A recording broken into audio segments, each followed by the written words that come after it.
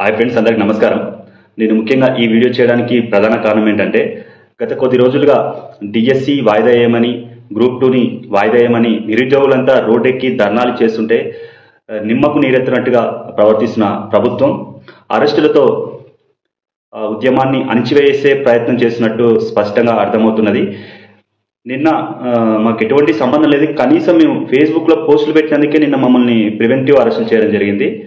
నేను ప్రభుత్వానికి ఒకటే డిమాండ్ చేస్తున్నా, విజ్ఞప్తి చేస్తున్నా, ఇప్పటికైనా ప్రభుత్వం నిరుద్యోగుల నాయకుల్ని చర్చలకు పిలిపించి డిఎస్సి కానీ, గ్రూప్ 2 కానీ, గ్రూప్ సంబంధించిన అంశాలు కానీ పరిష్కరించే విధంగా చర్యలు తీసుకుంటే బాగుంటుంది. కానీ ఇదే విధంగా జిజ్జుకుపోయి విద్యార్థిని అరెస్ట్ చేస్తాం, కేసులు పెడతాం, భయభ్రాంతులకు గురి చేస్తామంటే మాత్రం ప్రభుత్వం ఖచ్చితంగా మూల్యం చెల్లించుకోవాల్సిన అవసరం ఉంటుంది. కాబట్టి ఇప్పటికైనా గౌరవ సీఎం రేవంత్ రెడ్డి గారికి నేను ఒకటే విజ్ఞప్తి చేస్తున్నా, నిరుద్యోగులంతా రోడ్డు మీద పడ్డరు, ఖచ్చితంగా మీరు వెంటనే నిరుద్యోగుల్ని చర్చలకు పిలిపించి నిరుద్యోగుల సమస్యల్ని పరిష్కరించే విధంగా కృషి చేస్తారని నేను కోరుకుంటున్నా.